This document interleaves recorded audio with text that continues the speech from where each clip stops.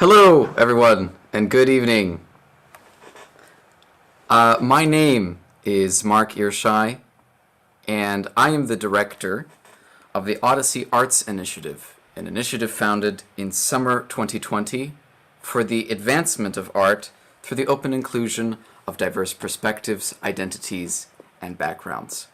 As part of our initiative, we are excited to present the Odyssey Institute series, a platform for thinkers, activists, artists, and educators to discuss and brainstorm upon ideas to further Odyssey's mission throughout the arts. The Odyssey Institute's work primarily focuses upon the form of conversations, thus encouraging open dialogue on a wide swath of topics. These conversations are then condensed and codified into materials such as handouts, videos on demand, and presentations in the Odyssey Forum. The forum acts as a resource for artists, administrators, and audience members to learn about ways to promote community building, to include identities and backgrounds in programming and case-making for the arts, and to interact more effectively with audiences. In our last edition of the Odyssey Institute series, we were joined by guest speaker Ken Avis and guest moderator Yana Nicole. Ken Avis is a jazz guitarist and co-producer of the musical documentary Anacostia Delta, and our moderator was flutist and director of Project Locria. You can view the entire conversation as recorded live on our YouTube channel. Today, we are joined by two award-winning musicians who are united by atraditional approaches and routes to music and its performance, who will explore the ways in which their approaches are similar, different, how they got there, and the lessons learned available for musicians in the 21st century in a discussion entitled The 21st Century Musician, There's More Than One Way. First, I'd like to introduce our moderator for this evening's discussion, Jason Stahl. Jason Stahl is the middle and upper school music director at Oak Hall School in Gainesville, Florida. He's led a multicultural music, non-traditional program at his esteemed private school for the past 14 years and has developed a music curriculum rooted in Western musical traditions and global music, including one of the only school taiko ensembles in the nation. Stahl received a Bachelor's of Music Education from the University of Arkansas and his Master's of Jazz Performance from Florida State University. Stahl's ensembles have been featured at prominent educator conferences, including a performance on the main stage of the National Association of Independent Schools Conference in front of thousands of teachers and administrators. Stahl has also been a representative of the City of Gainesville and Oak Hall School in delegations traveling across the world, meeting with world leaders and educators. He's been a featured speaker and presenter for his global-based work at the National Mayors Conference and the Florida Music Educators Association Professional Development Conference. Joining Jason this evening is our guest speaker, Walter Bobby McCoy. Walter Bobby McCoy is an award-winning music director for musical theater. With numerous accolades and awards and credits to his name, some of those credits include Miss You Like Hell, Annie at the Only Theater Center, Legally Blonde, which was the 2020 Helen Hayes Award winner for Outstanding Musical Direction at the Keegan Theater, A New Brain, A Civil War Christmas, Fly By Night, Old Wicked Songs, Old Boy, Little Shop of Horrors, Aida, and much, much more. Bobby is also currently on the faculties of the Theater Lab, Levine Music, and the Madeira School. With that, I'd like to welcome Walter Bobby McCoy and Jason Stahl. Bobby, Jason, thanks so much for joining us. Thank you for having us. It's my pleasure, and the pleasure of Odyssey and all of us who are watching. So with that, I'd like to turn it over to you both to take it away. Enjoy this opportunity for a wonderful discussion. Thank you, guys. Thank you. All right. Good evening, everybody.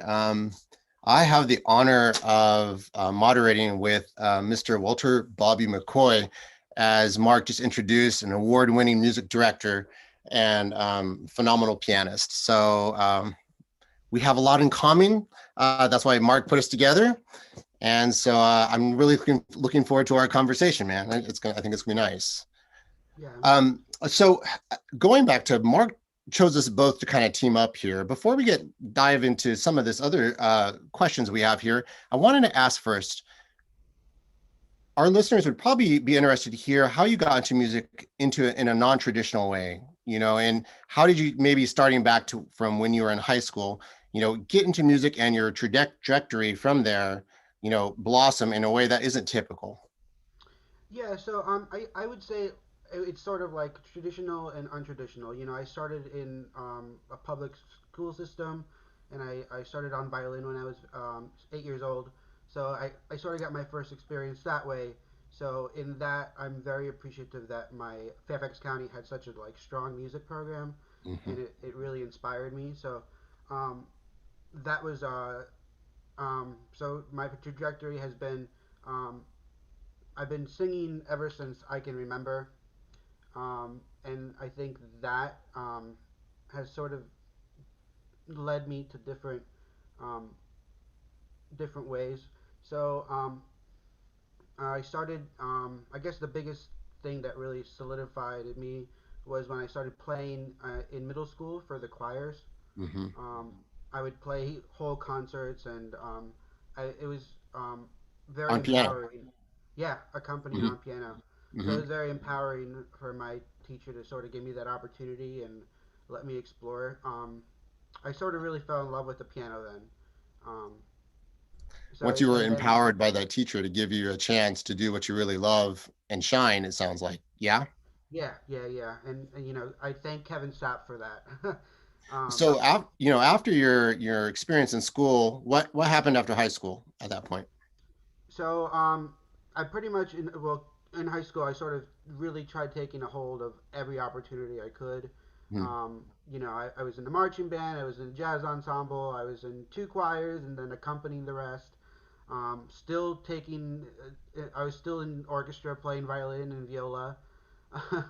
so again, really just trying to do as much as I can because I like keeping busy. But what really, I guess, solidified my path was when I was in ninth grade and I decided to walk into the theater room for the first time. Okay. And, prior to that, I never really, I thought the theater kids were weird. and they thought that the music kids are a little snooty. So, Of course, um, it's the yeah, thing. no. um, So you walked in that theater and your life was changed because, you found a way to apply some of the skills maybe you had in middle school to this new form, yeah, yeah? Hmm. and I didn't really know anything about theater really, Hmm. um, and that sort of I played my first show, and give me 1 second. Let me just try to turn up this mic. Okay, I played my first show, and it was just I just really tried seeking out every opportunity I could at that point. Emailing community theaters around the area and Oh, playing auditions and um, putting ads on places to see if people needed something to be played. I did a couple like weird corporate gigs when I was young and like playing for like an art excellent. gallery. Hmm. So your first musical, from what I read, was Stephen Sondheim, right? Wasn't that Yeah, it correct? was Company. Um, for those who don't play piano, and correct me if I'm wrong, but man, that is dense material to play. It's difficult. It's difficult, and it's if you are not, it's just difficult if you don't and if you don't really understand like structures. It would have been easier to start with a show like Sound of Music Sure. or King and I, Yes. but that was my first opportunity. As a 14-year-old, yes? Yeah. No, wow. That's fantastic. And so then from there, I emailed a community theater the following year that was doing Company, Hmm. and I walked in and I had my audition, and the music director just kept asking me how old I was. But I got the gig, and from there it's been just like word of mouth, really. Well, word of mouth is as we both know, is often the best way to get work as a musician in general. So that's been your experience, I'm sure, largely from what you just Yes. said. Yeah. Yeah. And probably continues to be, I would imagine. Yes. It continues to be, but as I'm trying to break into like the New York scene more, I sort of got to put myself out there and just try to Mm. like find new opportunities again. Yep. Um, I growing a little comfortable here in the DC area where, I was booked for a year and a half when the pandemic happened, and Wow. now my next show possibly may not be until November of next year. So Oof.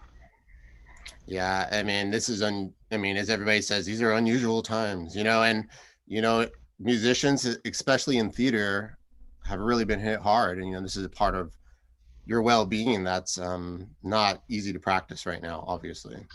yeah, for me it feels like I sort of got the wind kicked out of me, and because I kept going and going for the past pretty much 10 years. Mm, That now when everything stopped, it was just like, oh no, what do I do? sure. How do I make my living? So you've had to reinvent yourself, I'm sure, in some ways. Yeah, Yeah. I'm thankful that in high school I took 2 years of music and computer technology Okay. at the Fairfax Academy. In that program I learned how to use Sibelius. I learned how to use DAWs for different purposes. We learned how to put music to film using Pro Tools. So I'm thankful that I decided to take that class, even though I was a little skeptical going in, because it's really paying off now. It's amazing how that stuff comes into play. I'm going to segue a little bit here into our first question. We're talking about a lot of this technology behind what we do now. Using a program like Sibelius. For those that don't know what that is, that's a music writing program. So basically, you can sit at your computer and enter in actual notes, and they show up like on a piece of staff paper, and we can print that out and give it to musicians to play. And there's so many things at our fingertips now to empower musicians in order to make music at home or in the workplace or as a professional or publish themselves, etc. Going back, before 2000, we're looking at musicians in general as a whole, like, in your point of view, like before we had those things, how do you think a musician, like maybe in your shoes, that have come through high school, played piano, got involved in musical theater, do you think the opportunities were the same back then? How do you feel like they were different for musicians back then than they are now? I feel like with the internet now and the way we are used to communicating sort of on this platform Mm-hmm. and on other platforms, um, now we have so many more opportunities to say if I want to make a video or a project with someone in California, there is that opportunity to sort of do that without having to send a tape back and forth or like True. have to go into a studio. You know, Yes. Yeah. there's a great video that came out last year, and it's sort of like pre-pandemic, but it's this great video. It's called Trumpet of the Bells, Mm-hmm. and it's with Wayne Bergeron on Okay. lead. Yeah. And it's all these trumpet players playing this Christmas medley from all over the world, and I never really like thought that watching that last year that would be sort of our reality now. Yeah. Um, Yeah.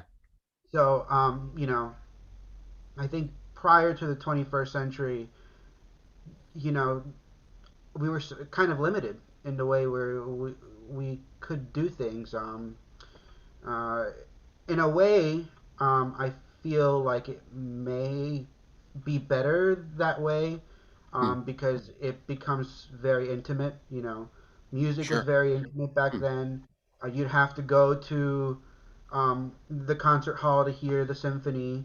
It wasn't directly on. You know what I mean? Yes. You were sort of forced to go out and experience those things.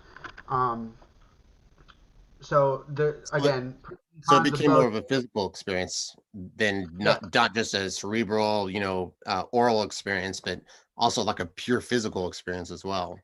yeah, just watching watching the violinists all put their up bow Hmm. and come down gracefully. That's such a like something that seeing those string musicians breathe together. It's True. something that you don't really get to experience on Spotify. Well, I can even remember as a boy going to theater with my mother, and I can still remember what it smells like. I can still remember the smell of the perfume, like the kind of the mustiness of the seats. There's that aesthetic experience you get from being in that place as well. Yeah. So I think that's a great point, actually. You Yeah. know, So in a way, I sort of envy those times when we weren't so reliant on on like a response immediately, or Mm, it sort of we had more time to sort of think and breathe, and sort mm. of take it in. Um, You now know, everything's so like we have to get it done in the next week. do you feel like as a musician, like now, that also like translates to the profession as well, that urgency, that immediacy, that urge to produce, that need to produce always and always be in a cycle of production. Do you feel that as well as an artist? What's interesting is it just depends, I guess, where you are. Mhm. I'm connected with a lot of the like directors and choreographers in New York City that I've Mm, worked with on various projects. But I'm part of a production company called Salgado Productions, okay. and they're always. I feel like sometimes I need to take like a breather. I have to like step back and just sort of. I feel like they're always like, what's the next thing? What's the next thing we can do? Sure. And they're finding those opportunities. So, I really like taking my time between things without having to rush from one thing to the other. But that hustle in New York is no joke. It's They no are joke. they go They they do. go. I was looking at the all the different things you're involved with. Man, it didn't look like you had much of a break. I mean, you had a list, like you said, you're booked up, well more than a year. I even saw you were writing a musical, weren't you, with somebody? You were collaborating on somebody on writing an original work. Yeah, so right now what we're doing is it's a composer project. So there's composers from Peru, there's composers from Hmm. Colombia, there's composers from New York, from DC where I am, and we're sort of all collaborating to put together this suite, this sort of um, suite about what's going on right now in the world. Okay. Um, Not necessarily with words, but there's a broad we. It could be instrumental, it could be a dance piece, but it's all going to come together and culminate into something soon.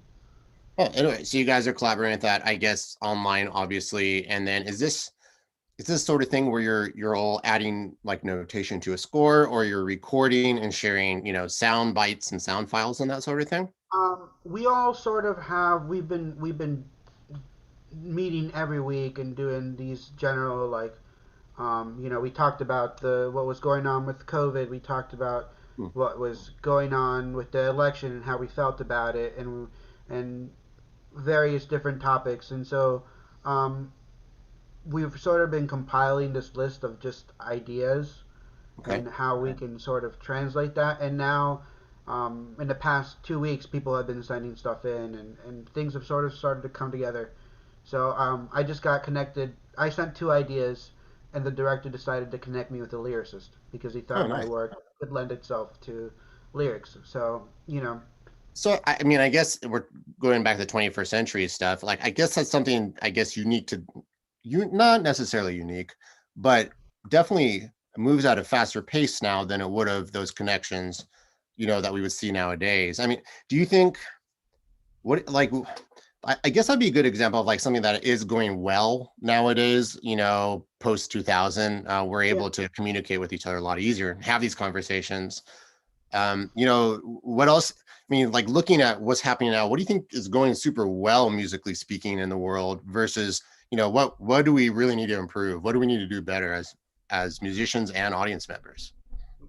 So two things. I think the communication and just the way we're just being connected, Mm, not even by like it's a necessity. We yes. need to connect with people right now, and I think that's what we're missing. So I think that's something that's going really well.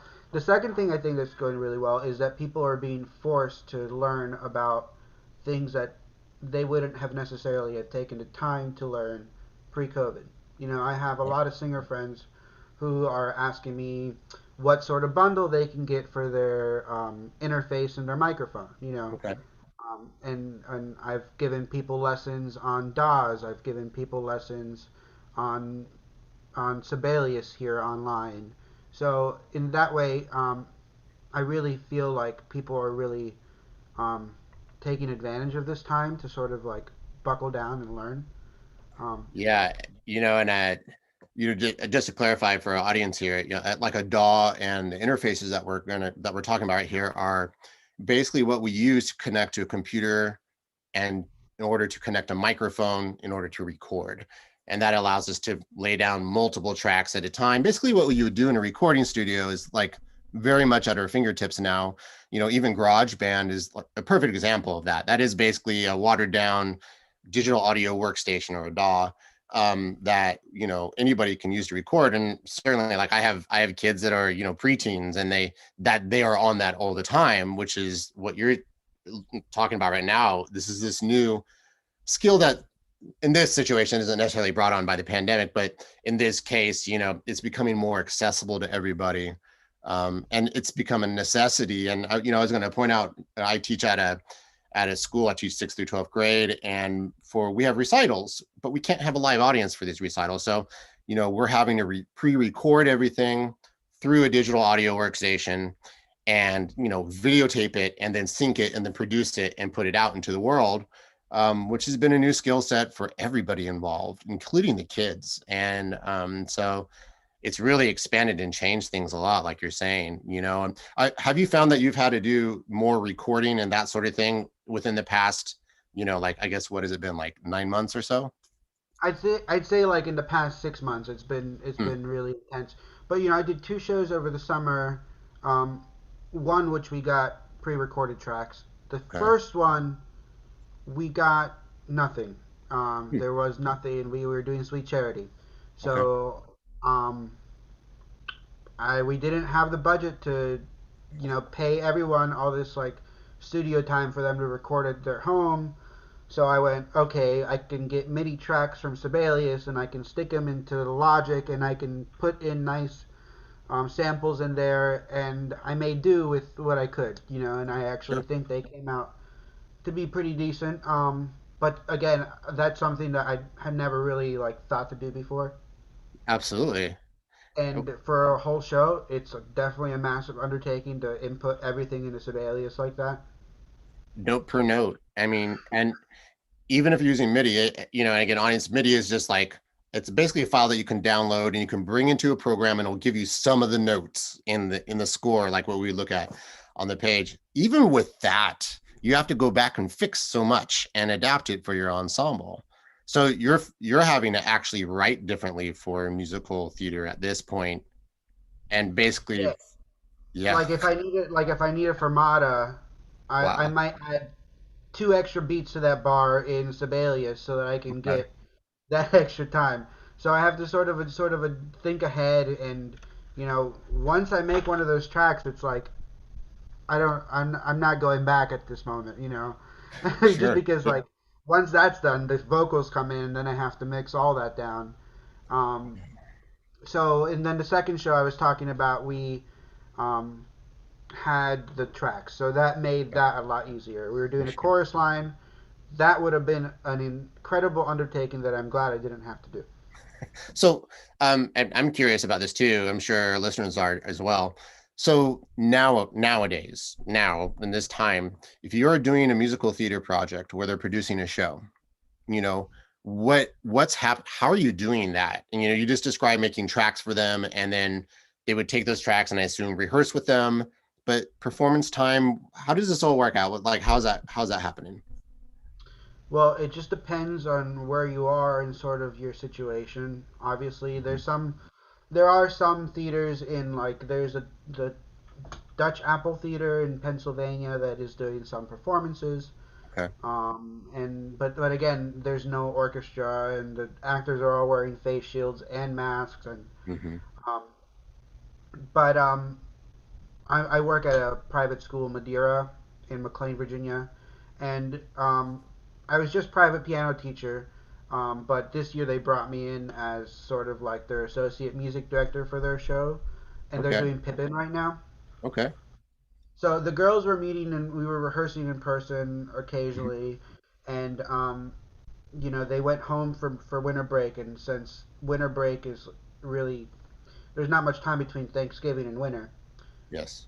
they're just staying home and doing virtual learning until mid January. So we had to record. We got a group of musicians to record the live orchestrations. Oh, We laid nice. that down. That took it was 9 hours in on the stage recording that. Um, None of us really had any experience, doing Nine that hours is sort of. intense. That's a lot of Yeah, time. it's a lot of time. In order to make it like as crisp as possible, I built click tracks for Mm, almost every single number. okay. Um, so that took time. So what we're doing right now is now we're recording the vocals, and we sent the girls home with really nice USB mics. So they're now recording their vocals and then passing it off to the next classmate wherever Hmm. they are in the world. So, um, the unique position we have is that it's a private school that caters to a lot of international students. So we have to figure out how to do that. Um, we're using a program that's new to me. It's called BandLab. Okay. Um, Hmm. it's through Cakewalk, and Okay. what it does is it's a cloud-based DAW. So you set up the tracks, and we had the chorus teacher record guide vocals for the ladies. And what we're doing right now is that they're putting in the recordings. Essentially, we start a session at the top of rehearsal, and then all at the same time they're laying down their track. So that way we're not having to wait necessarily for people to send in tracks like I was doing in August I and being see. like, I don't have tracks to mix, you know. I see. So that way more instantaneous and much more efficient, it sounds like. Oh yes, hell That sounds yes, and I very wish cool. I had known about it, back in July and August when I was trying to piecemeal voice memos into Logic. Audience, what we're really getting at here. So nowadays, if we want to record something, so for instance, I just got done doing the same kind of thing, but not using BandLab, which sounds wonderful. Um, Say, for instance, I will send out a recording of a song we might want to do, and it's a computer recording. It's not like an actual recording of like a band playing. And I'll tell my kids, okay, you've already learned the music for this. You know your notes. I want you to put a pair of headphones on and I want you to record in a microphone your part only, playing along with the music. And then when you're done, you're going to send that gigantic email or video to me. And then I'm going to import that video and put it in a separate program and try to sync it up with everybody else. It is a huge process and it takes many, many, many, many hours. And so we're talking about a program here that speeds up those steps, which sounds like is very much needed nowadays. Well, it is very much needed. So, you're getting these tracks from your vocalists and you're syncing them up. So then what do you guys do with that moving into the next step as far as producing a musical? So the next step for us will be they come back in mid-January and we're supposed to just finish it off. Then they're going to integrate projections. The show is supposed to be done at the end of February. So what Okay. they're going to do is they're going to like green screen the girls Okay. into various different situations, right? And Interesting. sort of make it that way. Some stuff will be happening live on stage, Okay. but it's not enough to, we have to adhere to social distancing and there's a Yeah. lot of things we have to sort of do. No singing is going to be live. Yeah. Everything is pre-recorded. Yeah. So, Yeah. And that's, it's so I have a interesting question just kind of came to mind. It kind of ties in with a lot of this. So I was just thinking, it feels like right now in education, especially, but music education and any arts education, I guess, really, but in the performance arts, we are dealing with a unique situation that's never happened before. And, I'm wondering if approaching music in a non-traditional manner or being kind of in that creative flow of trying to figure out different ways of approaching the same material. Going into the situation nowadays, that creativity and thinking outside the box, I'm wondering, I'm sure you've seen that benefit you in trying to figure out, okay, how do we do this now? Like, how do we make this work? How do we reinvent everything I've been trained to do for the past decade, and redo this all? And I'm just wondering, the people that are going to be successful in this this era that we're in right now, maybe are those that are not afraid to step outside the box a little. I don't know. Do you agree with that statement, or what do you think about that, thought in general? Yeah, I think you need to get out of your comfort zone, Hmm. especially, um, music is, there's some jazz musicians that are really good that don't come from that traditional sense, but then there's also some jazz musicians that come from like a classical background that's very True. stringent Hmm. and also are very successful, So Yes. there's not really a right way to do it, in my opinion. Hmm. But what I will say is that you know, people need to take advantage of the time we have right now to learn and really try to learn this new skill set because, um, especially for the people in my field, I feel like it's like it's like sink or swim right now. It is. Uh, So we had I had a professor at one of our universities here in Florida recently say the programs that are going to do well and survive are those that find a way to keep playing. The music programs that keep moving. And so I was curious, do you think it's important for our musicians that are coming up through the ranks to have um, what we'd call maybe not not necessarily traditional music education, but an education beyond high school, to be trained as a musician? How important do you feel that is in light of everything we're talking about, now that we're moving into all this?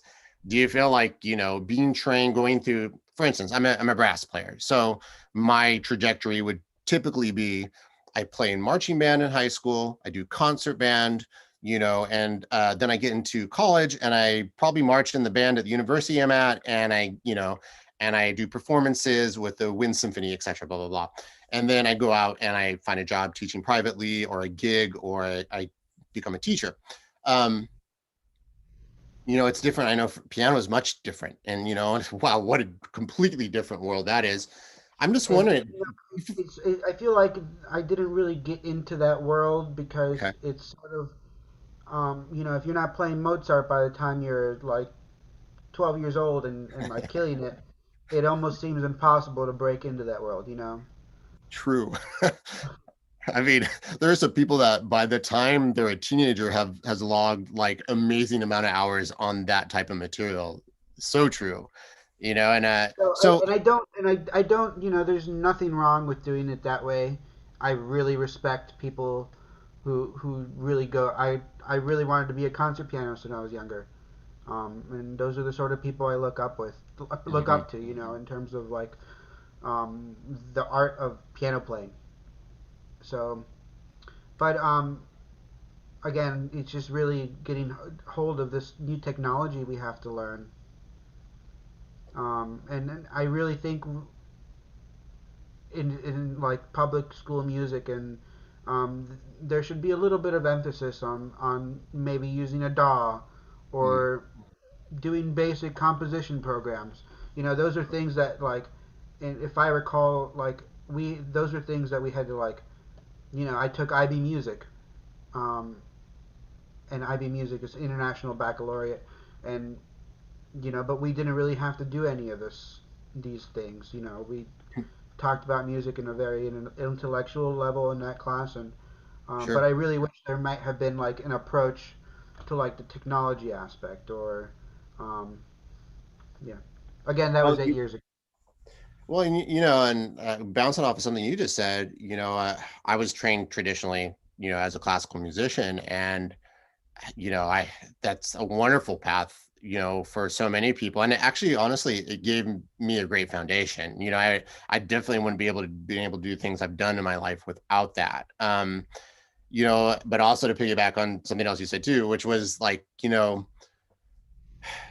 our kids right now are making music, almost all of them using a DAW on their iPads, using digital audio workstation. And you just said, maybe incorporating more of that into our curriculum which is a scary thought for a lot of educators, I think, because that's a whole new skill set, obviously. It's like, wait, I've been trained all these years to teach, music, and, now I have to learn this new technology. Do you have any like, I don't know, any thoughts on that? Like, moving forward, educationally speaking, like that's a I think complicated issue. Go ahead. we have to sort of be prepared for, for what can come. This happened so quickly. True. Within 2 days, I lost a year of work, and then I sort of had Hmm. to like, you know, sort of figure out how to do a couple projects. But you know, in terms of the education part, um, I I hope that the colleges that are training, a lot of these future educators are will now start to put emphasis on um, the basic needs that it's just basic things. Hmm. Um, you don't necessarily need to be a pro at mixing in Logic or mixing in your preferred DAW, but um, I just think a general I don't know how to sum it up, but like a general class or maybe like how to incorporate it into your different subject areas. Because Sure. I know, singing for the chorus is a lot different than playing in the band, and you know that I because I don't I'm not sure how the videos are done now for band programs. Sure. Um, if you're playing by yourself and then you know there's an energy that is lacking when we put together these videos and these recordings um, for the students. It's like you're literally gonna get a recording of them singing in their closet. That's right. How do you like recreate that energy and put it into the performance? There is some things being lost. I will.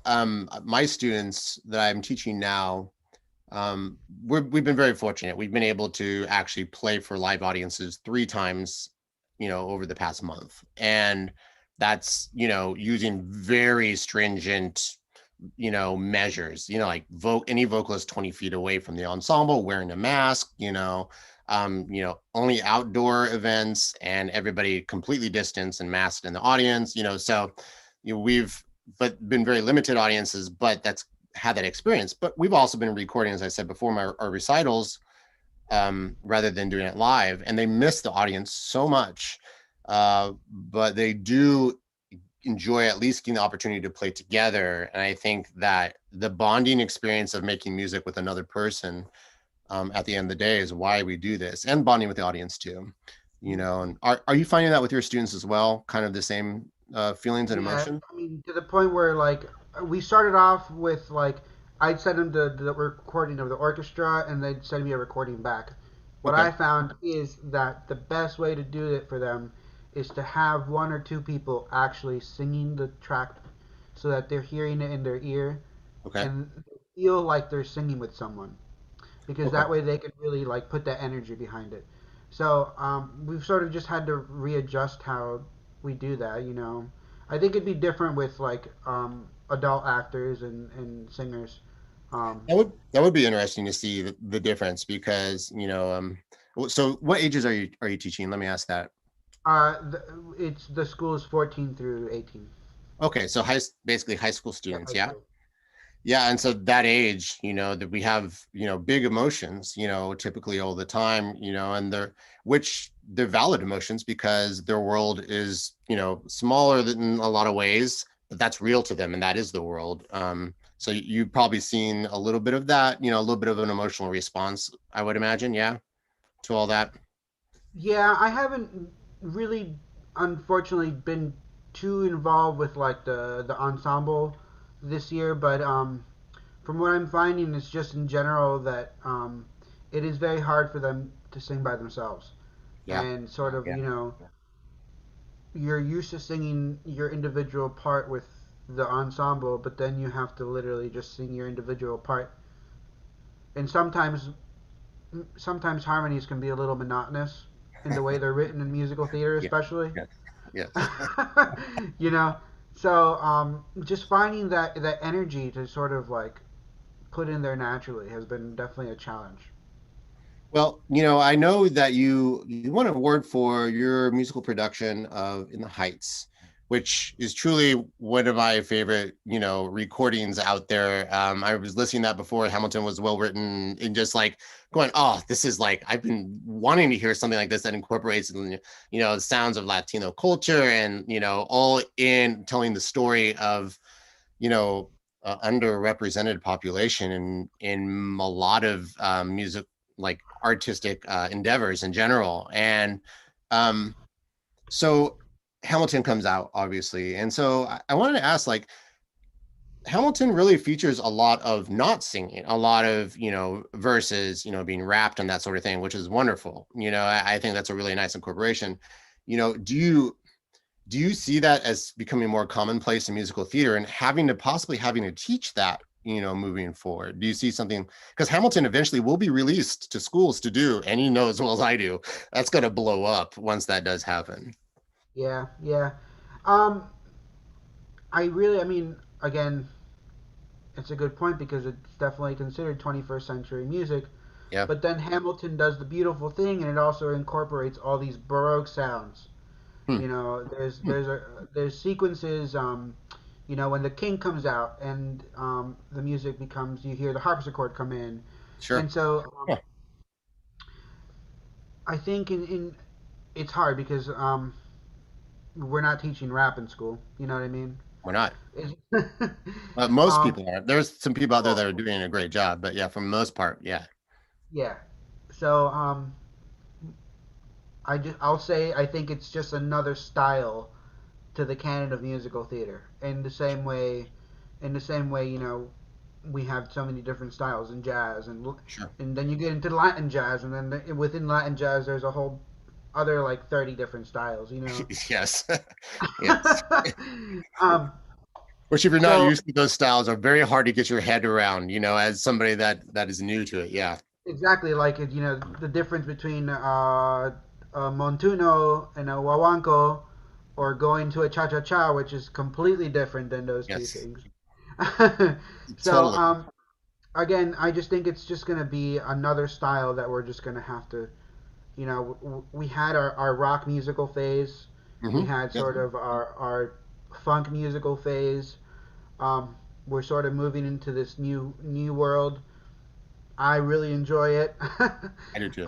In the Heights is my favorite show, and I think the only musical theater piece that represents Latin music authentically and respectfully, without you know trying to like culturally appropriate like a mambo.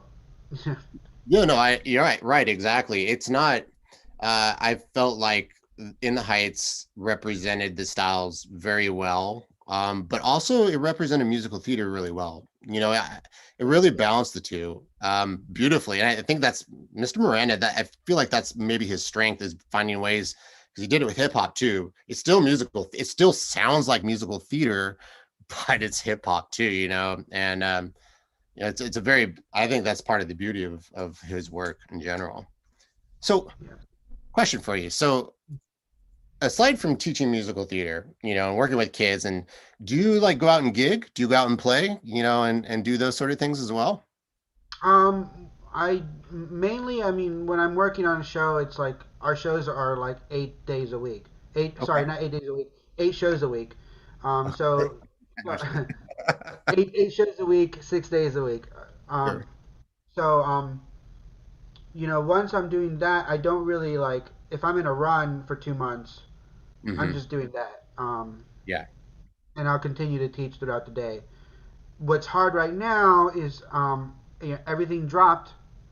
I had no work. My private teachers at the school didn't sign up this year. I think I'll have one in the winter.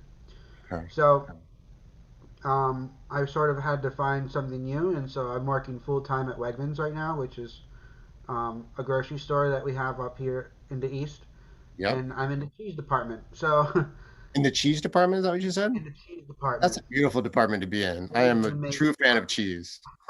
is A plus if you ever need a department to move Hardening my arteries every day. to. So things are. I don't know. Coming back from this sort of pandemic, Sure. I don't know how quickly I'll run back to gigging Mm, freelance sure. or with the same sort of hustle I had before.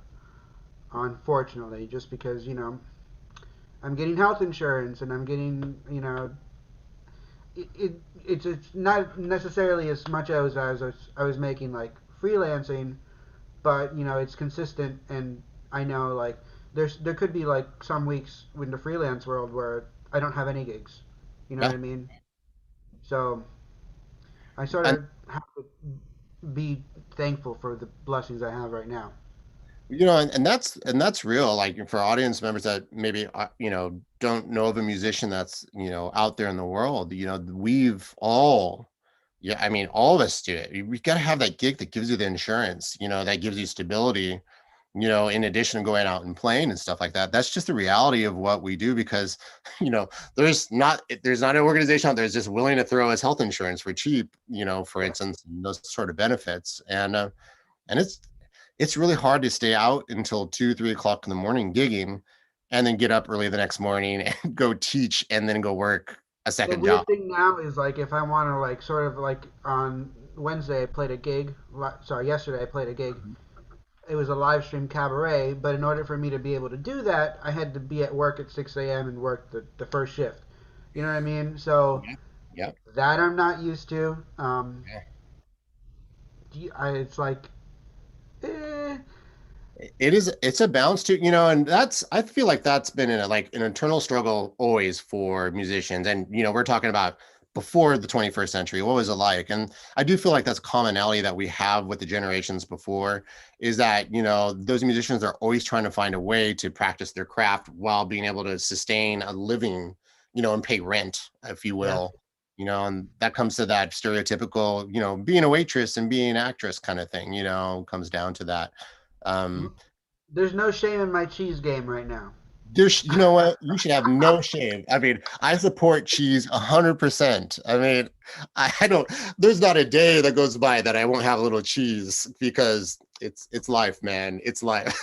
What's interesting is I had a coworker actually uh, ask me, how does someone with your credits and stuff Mm, end up in the cheese department? And mm, I just I couldn't I can't look at it that way. You know what I mean? Like yeah. right now I'm fortunate to have a full time position that I know a lot of people don't. Yes. There's so many unemployed people. So again, I'm just really grateful that I'm doing something, even though it might not be the love of my life. Yeah. Um, Interestingly enough, I have the director for Legally Blonde, um, is working at Wegmans with me. Um, his fiance, who's also an actress, working at Wegmans with me. Okay. Um, my the division supervisor for my department, I music directed in a show 8 years ago. Okay. So, you know, Wow. it's That's it. interesting to see how. Your whole, you have a whole like connection system right there in place. Yeah. I mean, but during COVID right now, I mean, you know, I mean, what are you gonna do otherwise? It's not like you can go out and just go play in public right now. It's not a reality. I people. I mean, I see people making all these videos and stuff, and at the beginning of the pandemic, I felt really guilty that I wasn't creating. Hmm, Um, but I've sort of had to let that go, you yeah, know, yeah, um, and say it's okay to work my 40 hours a week, cutting a 40-pound piece of cheese. sure. But Well, and they say the most successful musicians are the best business people and the best people that have work experience. That's not necessarily music. Yeah, I remember like, man, I worked probably 10 to 12 years other jobs before I started teaching full time.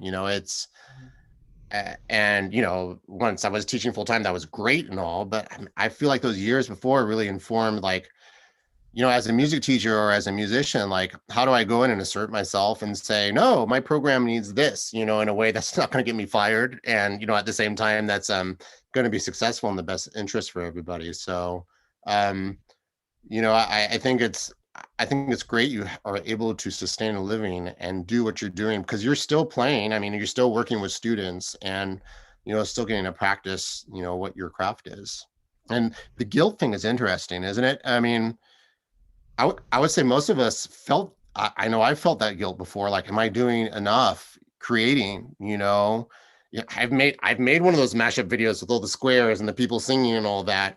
And I've only made one because it took 80 hours, Yeah, and time intensive. It's time intensive, and it's not necessarily what I love. It takes a. I got very burned out this summer, yeah, staring at a computer screen, yeah, and and then having these music rehearsals where the singers would be in a rehearsal with me and I'd be playing, but they're muted because there's a delay and they can't. I can't hear what they're doing. hmm Um, I just I was kind of wanted to throw in the towel. I'm glad I didn't. But again, I just had to find something. Well, yeah, and this is interesting because this is like, we're talking about reinventing everything and 21st century, how things have changed. And musicians are spending a lot more time in front of a screen now instead of in front of an audience, and it is an emotional roller coaster, going ups and downs with that. Like, like we're talking about the guilt, the completely different nature of everything and the lack of personal interaction. How do we find joy in the midst of that still? You know? You just, I mean, for me,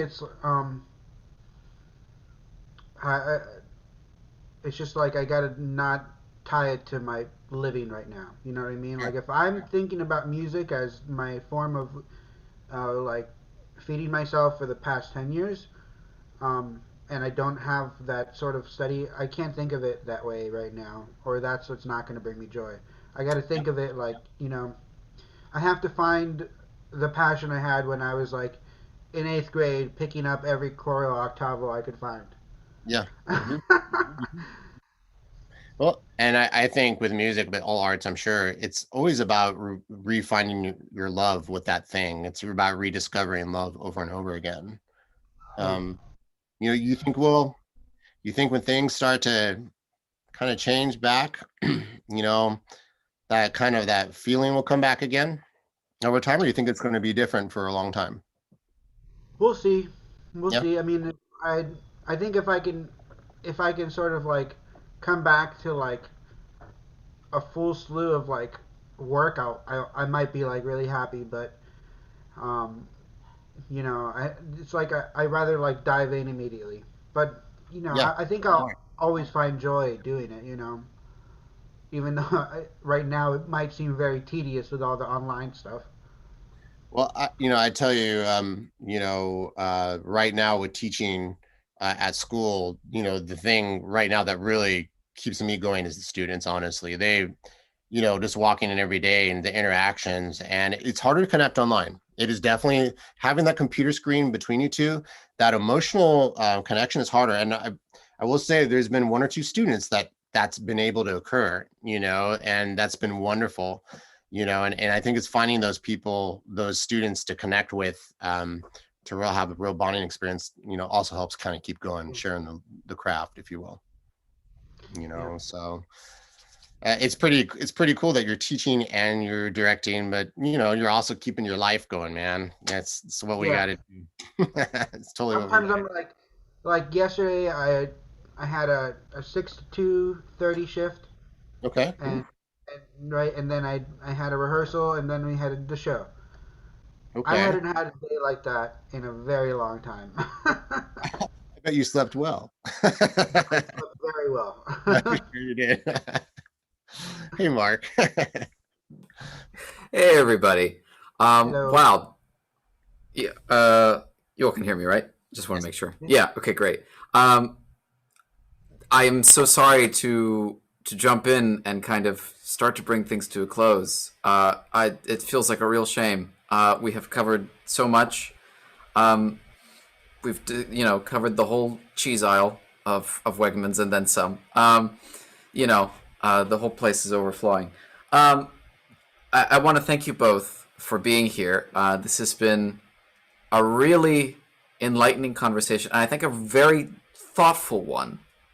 And I hope that, you know, I think it's very important that that people see two minds, you know, who are so involved and so in music and so passionate about the students that they work with and the musicians that they work with, that they get to really see what happens when two minds like that come together and really think about what's going right and what's not going right now.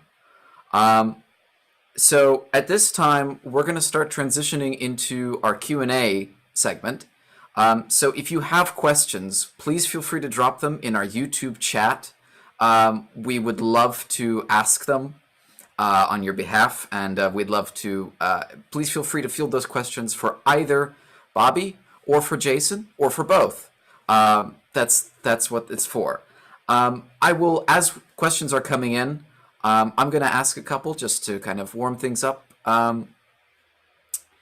The question that immediately came to mind, I think, while I was listening to everything, this is kind of a variation on a question that I asked to our last speaker, who was in part a jazz guitarist and also a music historian, who does a lot of teaching material for the Smithsonian. And I asked him, I said, what in the music history books and in the history books in general, what do you think is going to be written about right now, about the moment that we're living in right now? What is going to be said about the culture and the music of now? I think as a performer, Bobby, you have a unique view in that you get to think about what kinds of repertoire will come out of this period. And I'm wondering, from your perspective as a musical theater director, you know, because I think musical theater has such, and you've talked about this quite a lot, about how it is really a way of representing. It's so free to represent people in the way that they're meant to be represented and the way that they would want to be represented, In the Heights being such a fantastic example of that. How do you think, if there were a musical theater piece that you would love to direct the most, that were written about right now, or written during this time, it could be either, what would it be like? Um, that's a tricky one. I would hope that it wouldn't be sad, but I would hope that it really showed that we were all going through a change, and it didn't matter, you know, it doesn't matter who you are, but we're all going through it together. You know, we're all feeling this wind pass under us, and I think stylistically, um, I would I would try to make it as intimate as possible. You know, um, maybe like a two-person show of people being stuck together in the same household for these first 6 months. You know, I wouldn't try to make it a grandiose big show. Um, yeah, that's Yeah, no. I think that makes I I'm thinking about it. I'm more and more like that makes a lot of sense because it's um, we have very closed worlds right now in a physical way, and to not represent that or to somehow alter that would seem strange to me. Um, it- Jason, I want to throw kind of a similar question to you. Um, as a music educator, you know, how in what ways do you think that will change the way that music? I mean, we've talked about a little bit like what things, you know, music educators are picking up and having to do and change. But I think probably when things are ended, it's very possible that some music educators will switch back, will go back to the way they were, you know, and that's because of habit, because of form, because of, you know, what's going to stick and what's going to stick more importantly for the better.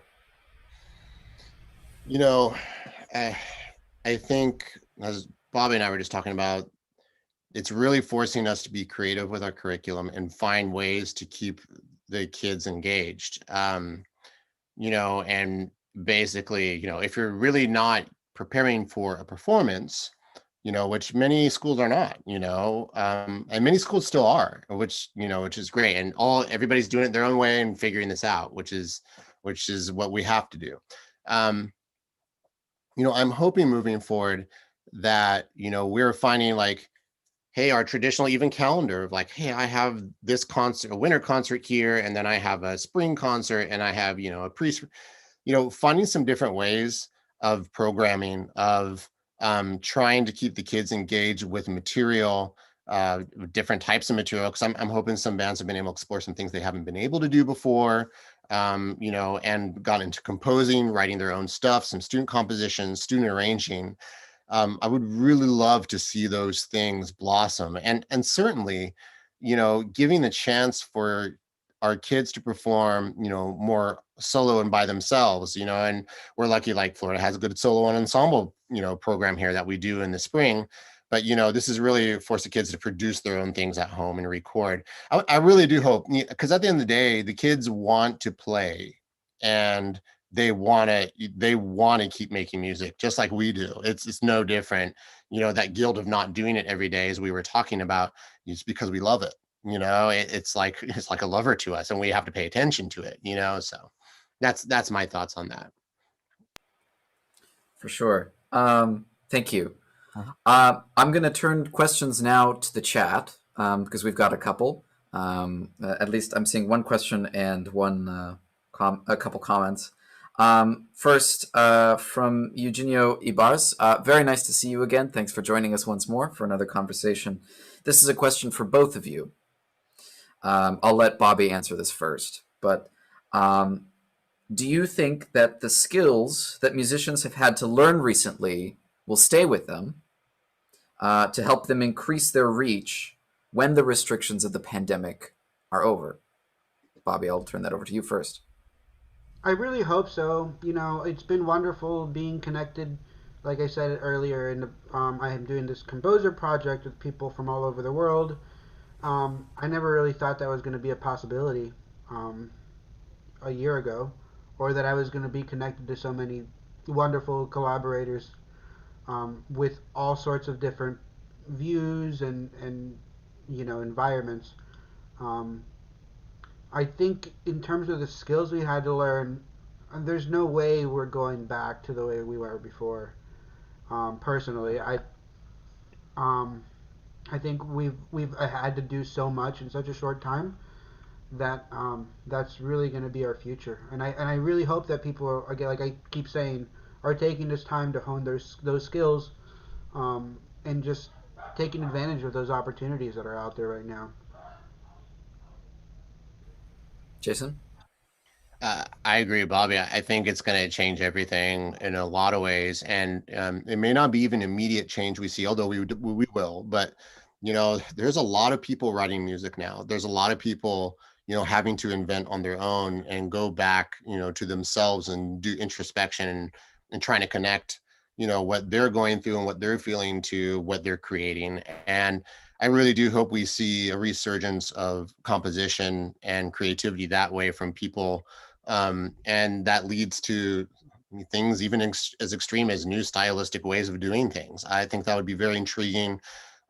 This is honestly, as big of a deal as any of the big wars that this world has gone through. And out of all those things have come, art. Out of tragedy typically comes wonderful art and changes in the artistic world.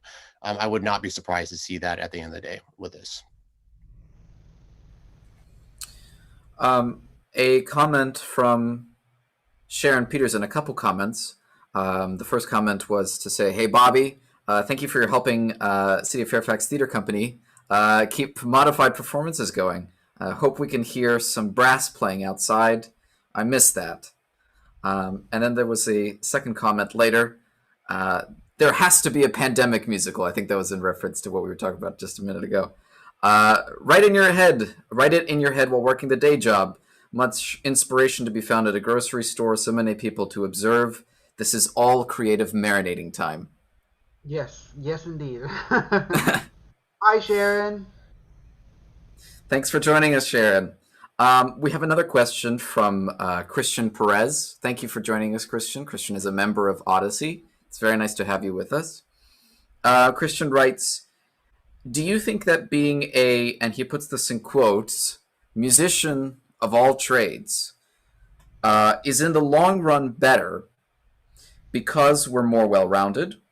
Or do the different sides of being a musician today detract from what we could be, say, 20 years ago?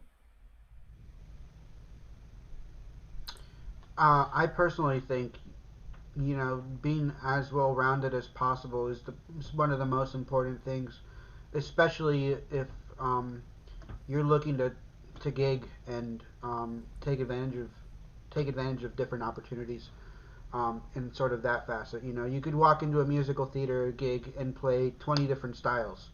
You know, um, and you could also be asked to play with a click track. And there's a lot of times when I've run into musicians who have, and I don't know how this happens, don't play with metronomes. I mean, I I think it'd be a basic thing, but you know, really being as well rounded as possible, being able to play in different styles that are asked for right now is, you know, I see a lot of like musical theater pianists complaining about like Jason Robert Brown or like Stephen Sondheim repertoire, but at this point they're part of the repertoire. You know what I mean? It's like if you were an opera accompanist and you didn't know uh, the Marriage of Figaro. Um, so yeah, I think it being as well rounded as possible, and whether that's technological too, to performing, it's just really important. Jason, do you want to add anything to that? Yeah, from a pedagogical kind of standpoint, a teaching standpoint, you know, when it comes to getting somebody to become a good, like, I guess, a good musician, a skilled musician, we always find like we've had a lot of students that play a lot of different instruments, for instance. And, one thing we always try to encourage is like, okay, let's find one of those things to really like hone in on in order to develop some of those fine musical skills, so you have some of that technique to approach some of that literature and to get into some nuanced expression that, you can that oftentimes is hard to do unless you're just really in tune with that instrument that's in your hands, that you're playing, or your voice, and to be in order to be expressive. And then at some point, I find with students, once they kind of are getting to that kind of precipice of skill, it's a good time to start branching off. Okay, let's try some jazz. Okay, or let's try this world music. You seem like you really like would do well with this, and finding that they can use these skills that they've developed in this other realm and apply it here. And often I find like catching at that right age is really an important step of this in order to get them well rounded, so they can gig when they leave your hands and go out into the world and make money. Hopefully hundreds of dollars.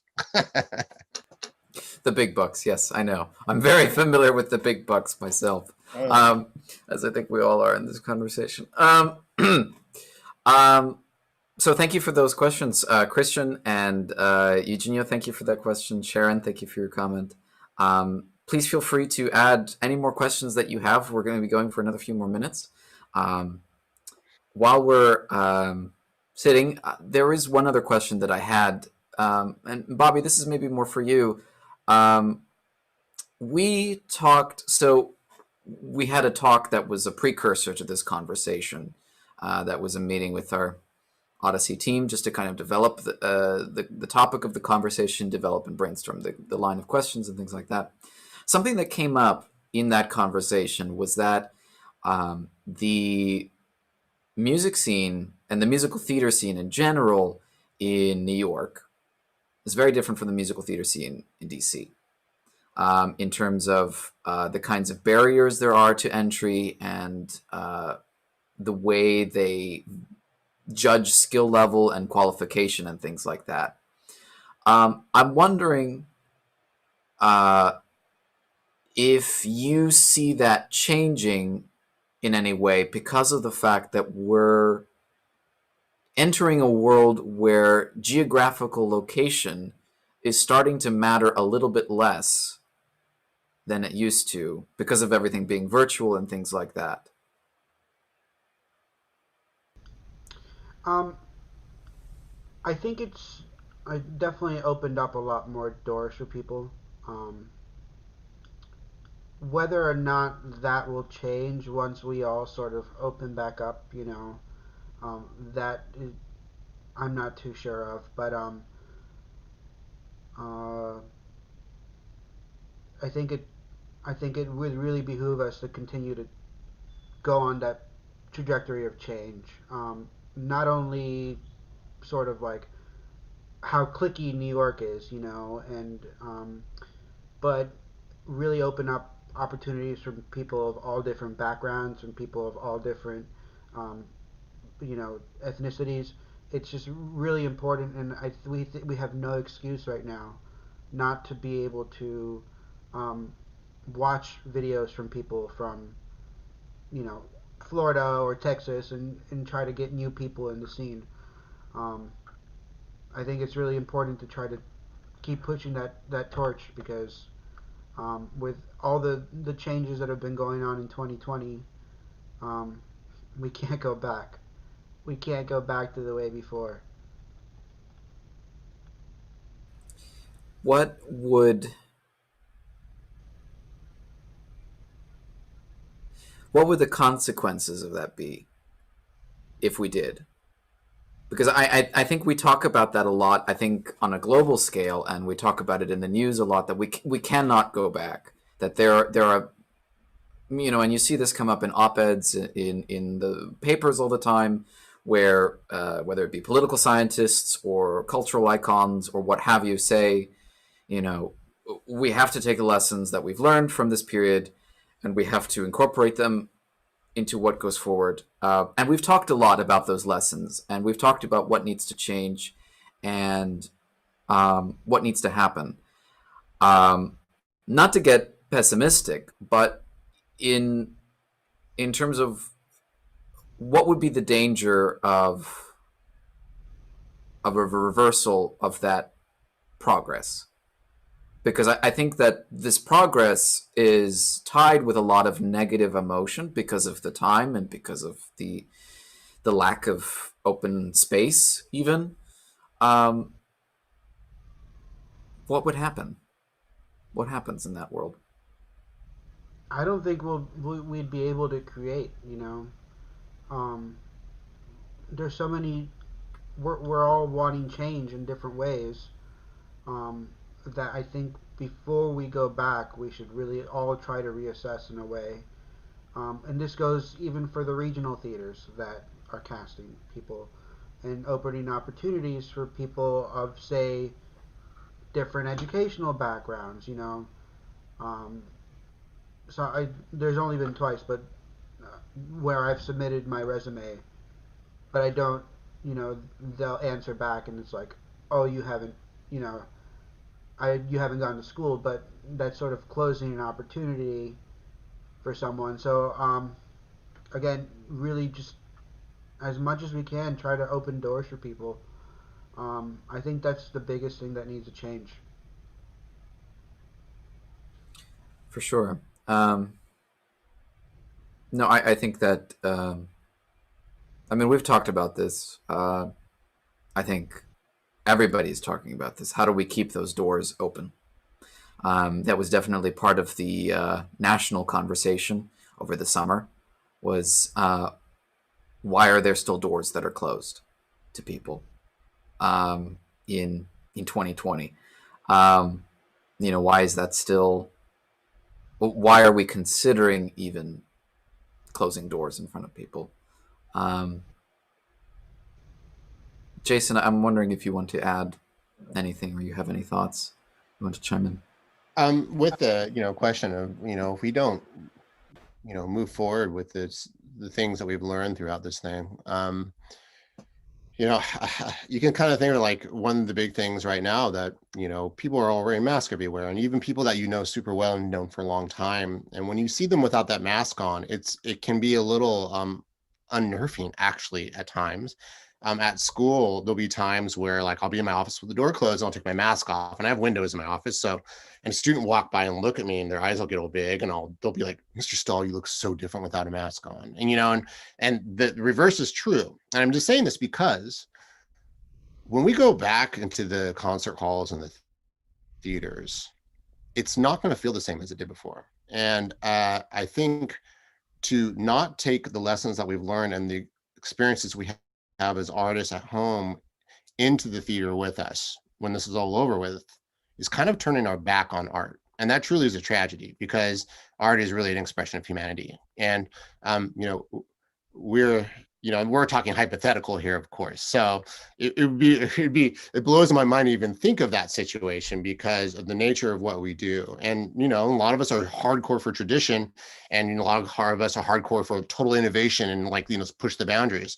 And that yin yang is super important out there. But yeah, I would find it very unnerving to walk in and try to make everything just like it used to be, because I just don't think it's gonna be possible. I think it's like, again, we're so used to seeing art with a mask on. We're going to be seeing art with a mask off again, and we're going to go, wow, this is interesting to see in this way, in a new way again. I mean, just even seeing videos of like people in theaters and how how bunched up people were. Now I'm like a little nervous to walk into a theater. Mm-hmm. Those are things that will never be the same. I think.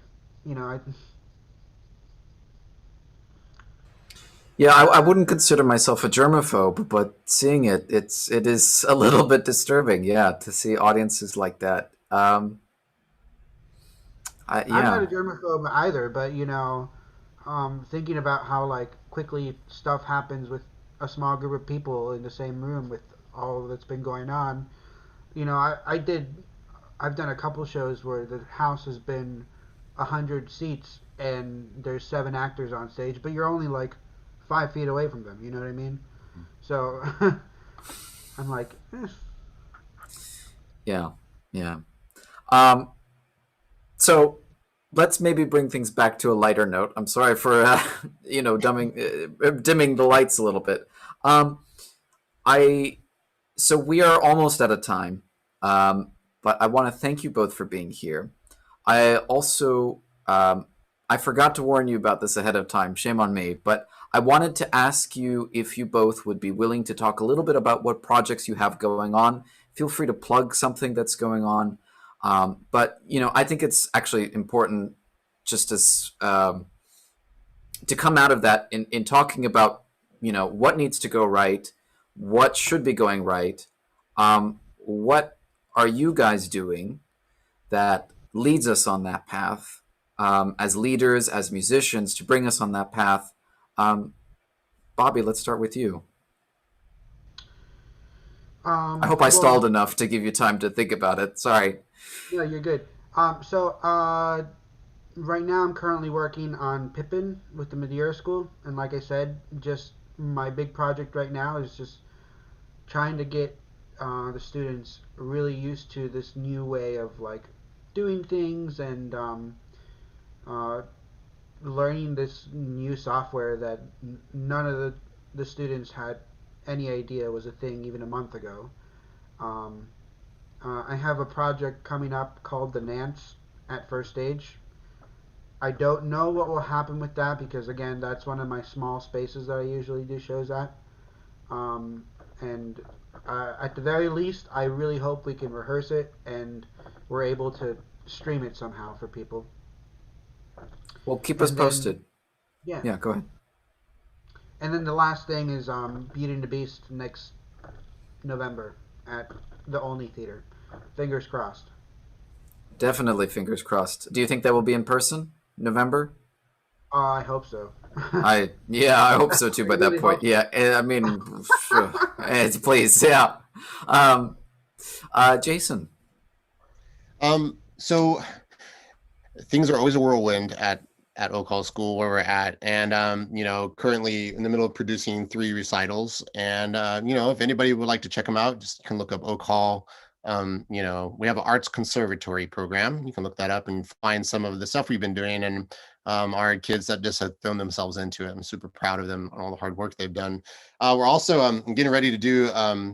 I'm a presenter at the Florida Music Educators Association's conference in January, talking again about non-traditional music programs and how we can use this as a different approach to reach more students. Like, how do you incorporate a piano player into a traditional band program, and that sort of thing. So I'm very honored to be given that opportunity to do that in January. Plus, we're working on a couple orchestral transcriptions for our next concert, which I'm very excited about, working out into a large score format. My students literally cheered when I told them that we will be working on orchestral music this next semester, because we've been working they've been arranging like more, like R&B, jazz, and pop-based stuff for this past semester. So they are super excited about playing orchestral music, which is exciting within itself, because it's like, all right, I'm glad you guys appreciate this. We're doing okay. We're doing all right.